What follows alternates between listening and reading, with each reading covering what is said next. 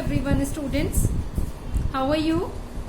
Yes, students. In our previous class, we were discussing about the concept of transmission of heat. There are three ways of the transmission of heat: conduction, convection and radiation. Conduction, I think, clear to you all. Vansh is having problem in convection. So students, let me explain convection again. See, convection takes place in fluid and gases. Okay? How? बेटा particles क्या होता है, नीचे there is a particular object which is producing heat. Okay? कोई rod है या कोई भी चीज है जहां से heat produce हो रही है. Okay? उसने क्या किया, जितने भी पार्टिकल्स उसके टच में थे उन्हें सबसे पहले हीट जो है वो ट्रांसफर कर दी.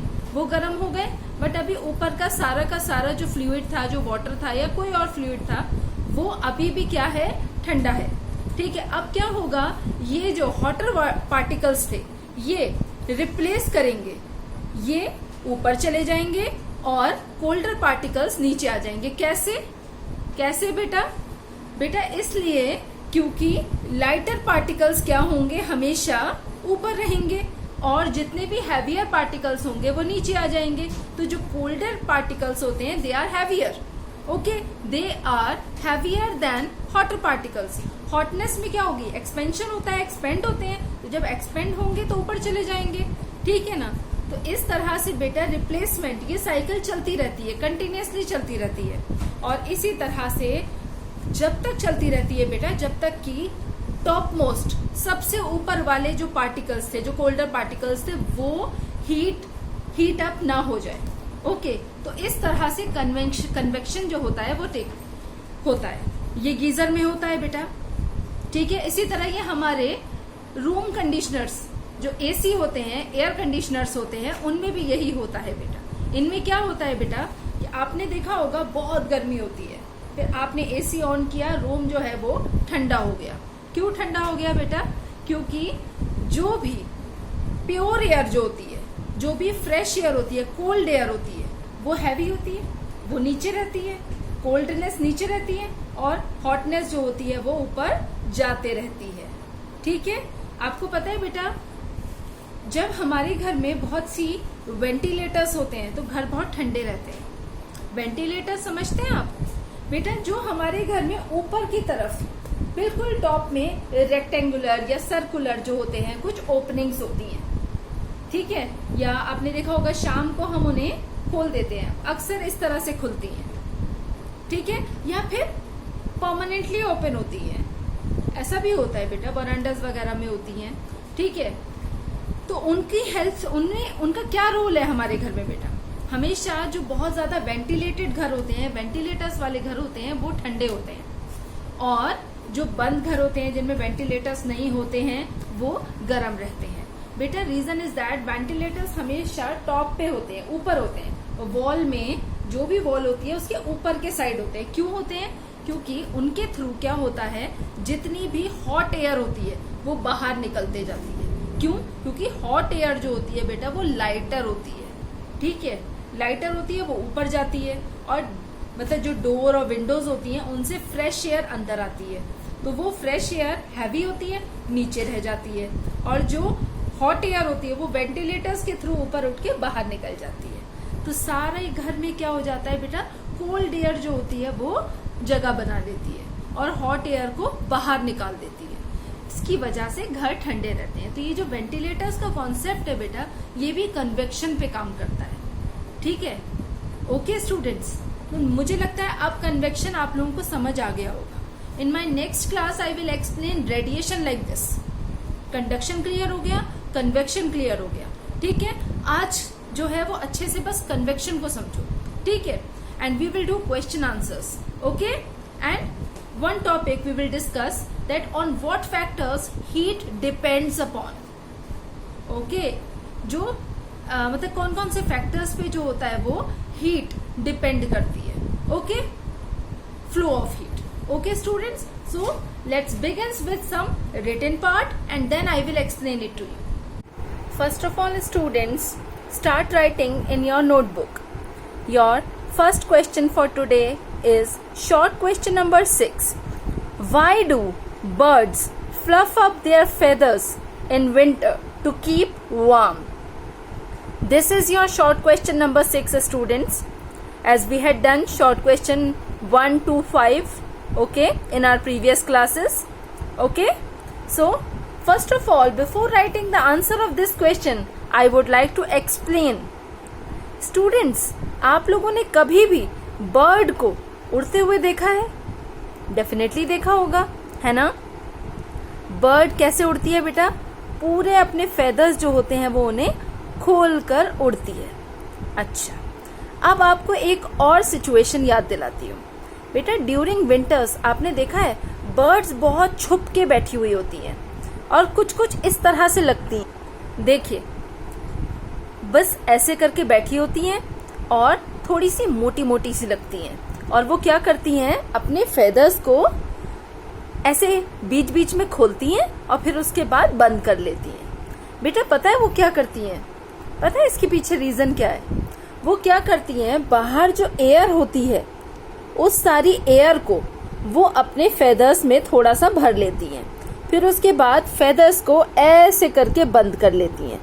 ठीक है, तो अंदर जो एयर होती है वो उनके फेदर्स की और उनकी बॉडी से जो हीट रिलीज हो रही होती है उसकी वजह से गर्म हो जाती है और वो इंसुलेशन का काम करती है और उनकी बॉडी को क्या करती है, हीट देती है. तो इस तरह से बर्ड्स जो होती हैं वो विंटर्स में इस तरह से अपने आप को जो है वो हीट देती हैं. ओके स्टूडेंट्स, समझ में आया बेटा आप लोगों को? नाउ योर आंसर बेटा. Birds fluff up their feathers in winter to keep warm. The air trapped inside the feather act as an insulator. Okay students? Now students, there is a term insulator. What do you understand by this? See, you have studied about conductors. See, now I am going to explain you what are conductors and insulators. Although you have learned about conductors and insulators in your previous classes also. Conductors are the material that allow heat and electricity to flow through them, and insulators are the material that do not allow heat and electricity to flow through them. See students, क्या होता है बेटा, आपने देखा होगा अगर आप हम लोग अक्सर जो वेसल्स वगैरह हैं उन्हें प्लास्टिक हैंडल्स से या वुडन हैंडल्स से या कुछ स्पेशल टाइप के, हमें लगता है बड़ा ब्लैक सा एक मटेरियल होता है, उसके हैंडल्स होते हैं, फ्राई पैन वगैरह, उससे होल्ड करते हैं और उससे हमें वो गर्म नहीं लगते. बट अगर हम उन्हें मेटालिक हैंडल से होल्ड करें तो हम जल जाएंगे, है ना बेटा? देखिए, जैसे कि यहाँ पर ये एक रेड कलर का हैंडल दिया हुआ है, ये हैंडल गर्म नहीं होगा बिकॉज ये प्लास्टिक बॉडी है, लेकिन ये जो पैन है ये क्या हो जाएगा बेटा, ये बिल्कुल हॉट होगा. तो बेटा सारे के सारे सब्सटेंसेस जो होते हैं, मटेरियल्स जो होते हैं, वो सब के सब हीट या इलेक्ट्रिसिटी कंडक्ट नहीं करते. ठीक है, कुछ मटेरियल जो होते हैं वो अलाउ करते हैं हीट और इलेक्ट्रिसिटी को फ्लो करने में. Those who are having free electrons in them. Okay, तो बेटा ये जो फ्री इलेक्ट्रॉन्स का कॉन्सेप्ट है ये कंडक्टर्स बनाता है. Okay, and insulators those who do not allow heat and electricity to flow through them. ऐसे एग्जाम्पल्स बेटा सारे मेटल्स आपने देखा होगा, आयरन, एल्यूमिनियम, कॉपर, सिल्वर, इन सब से क्या होता है बेटा, ये सब के सब इलेक्ट्रिसिटी और हीट दोनों के दोनों चीजों को कंडक्ट कर सकते हैं. मीन्स अगर आप इन्हें गर्म करोगे तो ये गर्म हो जाएंगे, अगर आप इन्हें ठंडा करोगे तो ये बहुत जल्दी ठंडे भी हो जाएंगे, है ना? और इसी तरह से बेटा जो प्लास्टिक, रबर, वुड, ये जल तो जाएंगे लेकिन ये गर्म नहीं होंगे अनटिल एंड अनलेस ये बर्न नहीं हो रहे हैं. जब बर्न होंगे तब तो गर्म होंगे, बट उससे पहले ये नहीं होंगे. ओके, ये टॉलरेट कर सकते हैं हीट को. Okay students, now after this my next question is, if you have a steel rod and a wooden rod at the same temperature, which will feel colder and why?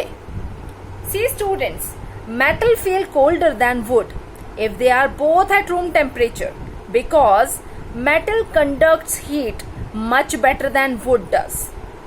Students, जो metal होते हैं वो आपको पता है are the brilliant conductor of heat, although wood are the insulators. Since your hand is hotter than room temperature, आपको पता है हमारे हाथ जो हैं वो रूम टेम्परेचर से ज्यादा गर्म होते हैं. Both the metal and the wood conduct heat away from it. Okay, तो इस वजह से हमें मेटल जो होता है वो ज्यादा ठंडा लगता है. ओके, अदरवाइज नहीं लगेगा. अगर हमारे हाथ ठंडे होंगे तो नहीं लगेगा.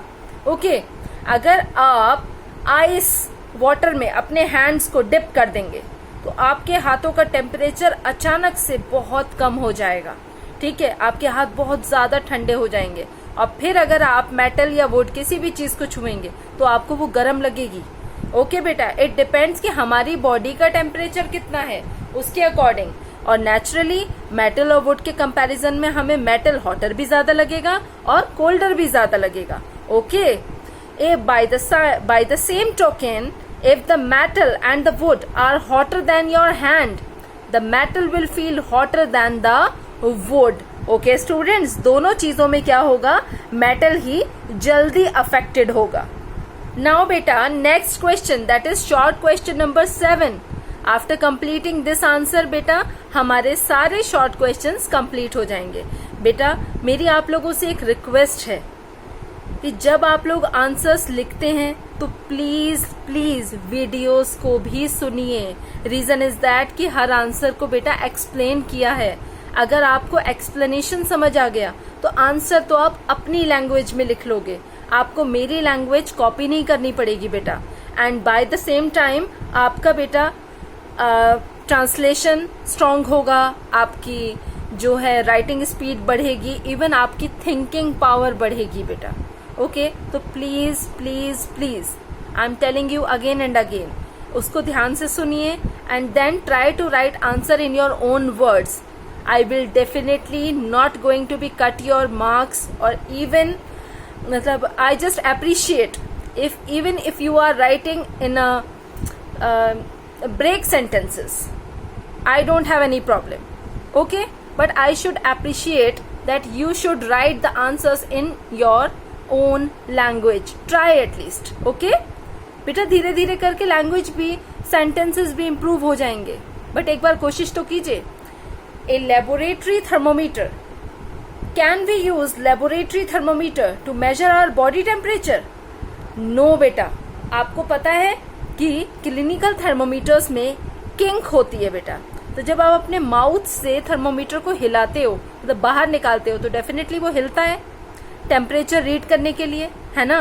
तो बेटा किंक की प्रेजेंस की वजह से क्लिनिकल थर्मोमीटर में टेम्परेचर जो होता है वो एग्जैक्ट आपको मिल जाता है, क्योंकि किंक जो होता है वो टेम्परेचर को थोड़ी देर के लिए होल्ड करके रखता है. बट लेबोरेटरी थर्मोमीटर में किंक नहीं होता है, जिसकी वजह से जब वो माउथ से निकालते हैं ना तो वो हिल जाता है, और हिलने की वजह से हम उसकी एग्जैक्ट रीडिंग जो है वो नहीं ले सकते. हमें जो टेम्परेचर मिलेगा वो हमेशा गलत मिलेगा if we are using laboratory thermometer. Okay students, और आपको पता है बेटा 1 डिग्री 2 डिग्री 3 डिग्री हमारी बॉडी को बहुत ज्यादा इफेक्ट करता है.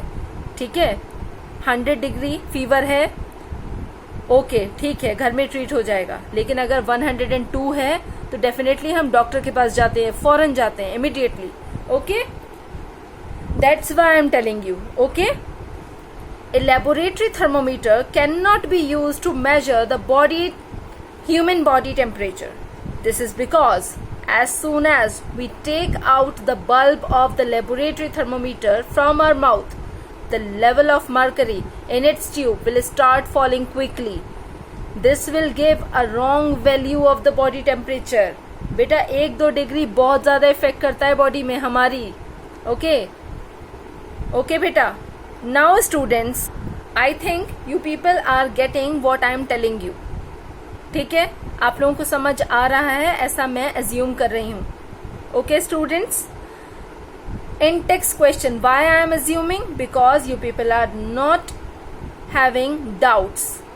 Few students are asking doubts related to conduction, convection, but not everyone. Drishti was asking yesterday, I will explain her problems today itself. Okay beta, now discuss why wearing more layer of clothes during winter keep us warmer than wearing just one thick piece of clothes. Student, this is an in-text question. आपको पता है जब हम छोटे होते हैं या even अभी भी आपको क्या होता है, हम लोग बहुत से कपड़े पहनते हैं और वो हमें बहुत इजी, मतलब बहुत अच्छा फीलिंग देती है. कैसे देता है? वार्मर पहनते हैं, फिर उसके ऊपर जो भी हमारे नॉर्मल कॉटन क्लोथ्स होते हैं वो पहनते हैं, फिर उसके बाद या कुछ वुलन स्वेटशर्ट या कुछ भी पहनते हैं, उसके बाद हम ऊपर से फिर हाफ स्वेटर, फिर ब्लेजर पहनते हैं. ऐसा होता है ना बेटा? पहनते हैं ना. मम्मा कहती है अंदर ब्लेजर भी पहनो, वार्मर भी पहनो, स्वेटर भी पहनो. ऐसा होता है. क्यों बेटा? क्योंकि होता क्या है, इन सब लेयर के बीच में एयर जो होती है वो भी ट्रैप हो जाती है. और उस वो एयर जो होती है, जस्ट लाइक बर्ड्स में जैसे कि एयर जो होता है इंसुलेटर का काम कर रही थी, सेम यहाँ पर क्या होता है, एयर अगेन इंसुलेटर का काम करती है. ठीक है, तो एक तो क्लोथ और ऊपर से जो एयर उनके अंदर ट्रैप हो गई है, वो दोनों हमें क्या करती हैं बेटा? वार्मनेस देती हैं. Okay, more layer of clothing during winter keeps us warmer than wearing just one thick piece of clothing, because air trapped in between layers. As air is the bad conductor of heat, it does not allow the escape of the heat from the body. Okay students, ये क्या होता है? Air is a good insulator and a bad conductor. Naturally जो good insulator होगा वो bad conductor होगा और जो good conductor होगा वो bad insulator होगा. It does not allow the escape of the heat from the body. अब आप इस आंसर की लैंग्वेज चेंज कर सकते हैं अपने अकॉर्डिंग. ओके स्टूडेंट्स, नाउ बेटा do all these question answers in your notebook properly, and yes, mention page number, date, blue line after every question, and red and blue line at the end. Okay students, don't forget these instructions. Okay students, otherwise you will feel difficulty when school will open. आपको बहुत problem होगी बेटा, क्योंकि आप लोग हर चीज भूल चुके होगे. Okay, have a good day everyone.